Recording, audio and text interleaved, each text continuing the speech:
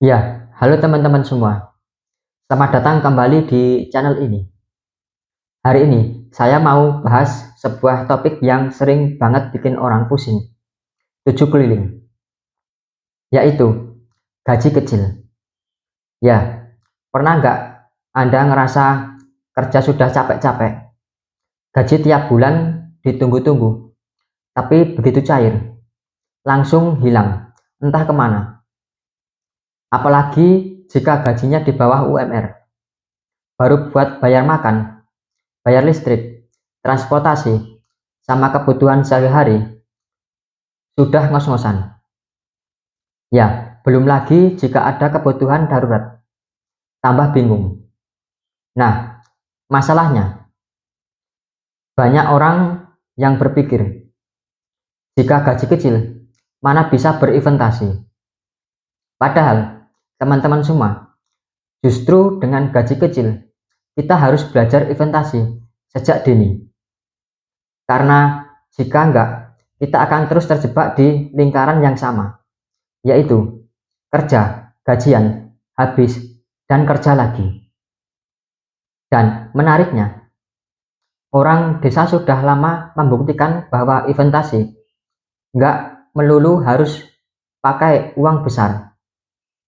Ya, dengan gaji pas-pasan, bahkan di bawah UMR, mereka tetap bisa nabung dan berinvestasi dengan cara yang sederhana, tapi efektif. Jadi, di video kali ini, saya mau berbagi cara berinvestasi ala orang desa yang cocok banget buat kalian yang gajinya masih kecil.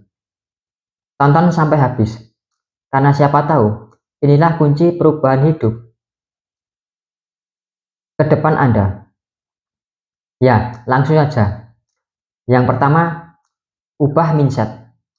Investasi bukan nunggu kaya. Ya, banyak orang mikir, saya nanti sajalah investasinya jika gaji saya sudah besar, jika sudah mapan. Padahal, kenyataannya justru kebalik. Kita bisa jadi mapan karena terbiasa investasi dari kecil, bukan sebaliknya. Ya, orang desa ngerti betul soal ini. Coba lihat petani. Mereka menanam padi di sawah. Hasilnya nggak langsung kelihatan.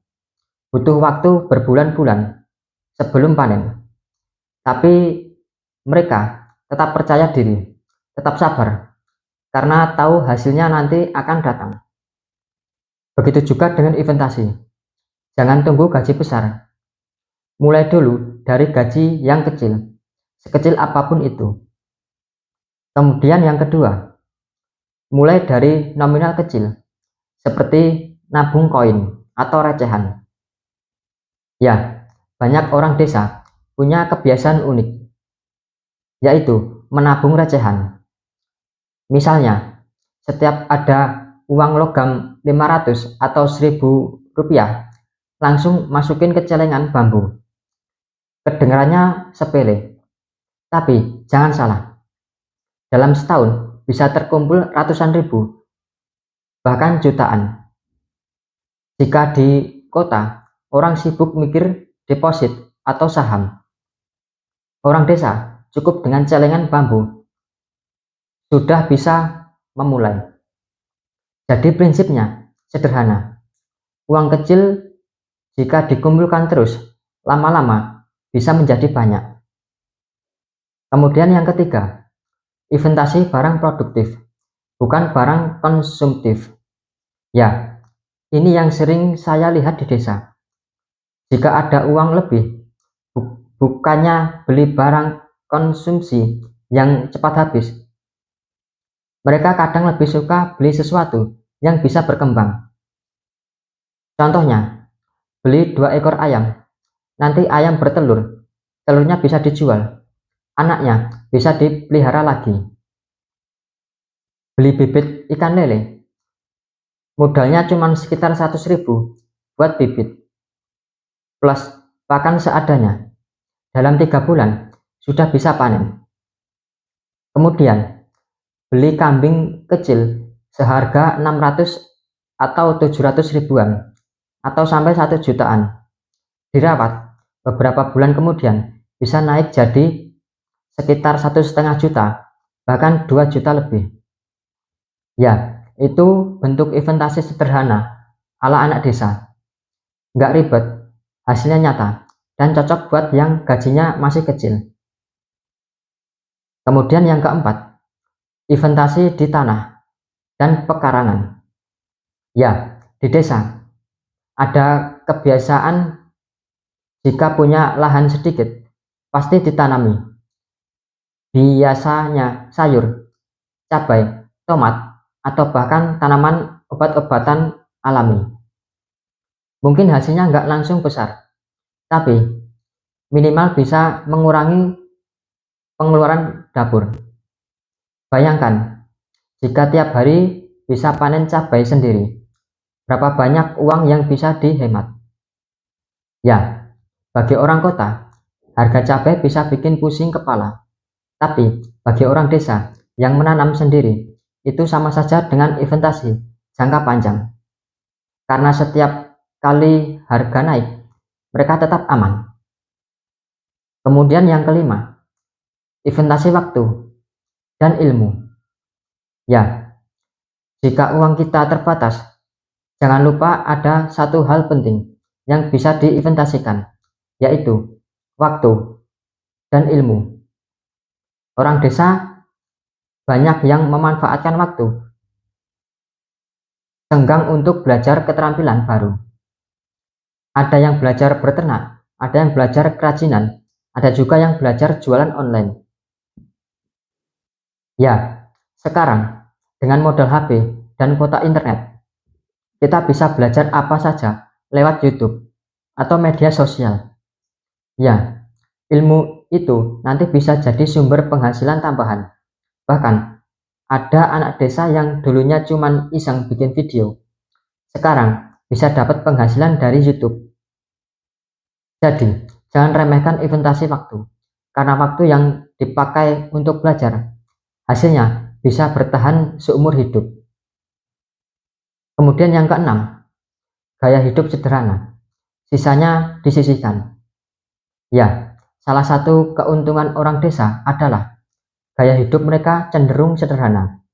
Nggak harus nongkrong di kafe, nggak harus update barang branded, dan nggak harus ikut-ikutan tren. Dengan hidup sederhana, otomatis lebih mudah menyisihkan uang buat ditabung atau diinvestasikan. Misalnya, uang jajan mingguan biasanya 30.000. Coba kurangin jadi 20.000, sisanya 10.000. Jika konsisten setahun bisa jadi 500.000, bahkan lebih. Lumayan buat modal usaha kecil-kecilan. Kemudian yang ketujuh, investasi relasi dan kepercayaan. Ya, di desa, salah satu aset terbesar adalah kepercayaan. Orang yang dipercaya bisa dapat banyak peluang. Diajak patungan usaha, diajak garap lahan, atau bahkan dipercaya memelihara hewan titipan. Ya, inilah investasi yang nggak bisa dibeli dengan uang, tapi sangat berharga. Karena modal kepercayaan bisa membuahkan jalan rezeki yang lebih besar untuk kedepannya. Ya, jadi teman-teman semua, walaupun gaji kita di bawah UMR, tetapi ada cara untuk berinvestasi. Kita bisa belajar dari orang desa bahwa investasi bukan soal besar kecilnya gaji kita, tapi soal kebiasaan, mindset, dan cara memandang uang itu sendiri. Ya, 5 hal utama yang bisa kita tiru adalah mulai dari nominal kecil asal konsisten, investasi pada barang atau hal produktif, tanami lahan atau memanfaatkan perkarangan, gunakan waktu untuk belajar dan mengembangkan keterampilan. Kemudian yang terakhir, jaga gaya hidup sederhana dan perkuat relasi. Ya, jika semua itu dilakukan, meski gaji kecil, Pelan tapi pasti, hidup kita akan lebih terarah, punya cadangan, dan masa depan jadi lebih cerah. Ya, sekarang saya mau tanya ke kalian. Jika gaji Anda di bawah UMR, kira-kira cara investasi apa yang paling mungkin Anda lakukan duluan? Coba tulis di kolom komentar, supaya kita bisa sama-sama saling belajar. Dan jangan lupa like, share, dan subscribe channel ini, biar makin banyak orang yang tercerahkan bahwa gaji kecil bukan alasan untuk tidak berinvestasi. Terima kasih sudah menonton. Sampai ketemu lagi di video berikutnya. Semoga bermanfaat. Salam dari saya, Dosis Pas.